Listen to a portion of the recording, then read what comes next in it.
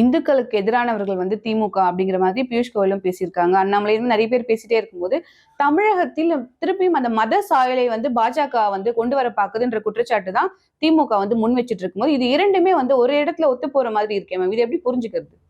Madam, நீங்கள் தமிழ்நாட்டை வந்து இந்தியாவில் இருக்கிற எல்லா மாநிலங்களோட ஒப்பிடும்போது தமிழ்நாடு இன்னைக்கு அடைந்திருக்கின்ற இந்த வளர்ச்சி அப்படிங்கிறது இது வந்து ஒரு 150 வருட 200 வருஷம்னு கூட நீங்கள் வச்சுக்கலாம்.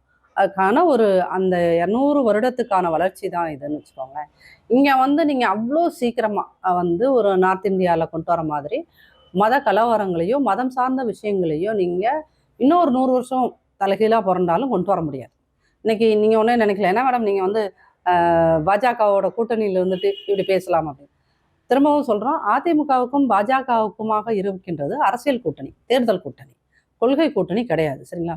அப்போ இங்கே வந்து மதங்களை வைத்து யார் அரசியல், பாஜக இல்லாமல் நாளைக்கு விஹெச்பியே இங்கே வந்து டைரெக்டாக பண்ணினா கூட அது இங்கே எடுபடாது. இப்போ நீங்கள் வந்து எத்தனையோ பிரச்சனைகள் மதம் சார்ந்து தமிழகத்தில் எழுப்பப்பட்டாலும் அந்த எல்லா பிரச்சனையும் வந்து ஒரு இன்னைக்கு இத்தனை மீடியா இருக்கனால அது ஒரு 2 நாள் 3 நாள் பேசு பொருளாக இருக்குது. அதுக்கப்புறம் அது எப்படியோ சப்சிடைஸ் ஆகுது.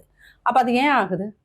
ஏன்னா தமிழக மக்களை பொறுத்தளவங்க அவங்க மதங்கிறத விட டெவலப்மெண்ட் அப்படிங்கிறத ரொம்ப நம்புறாங்க.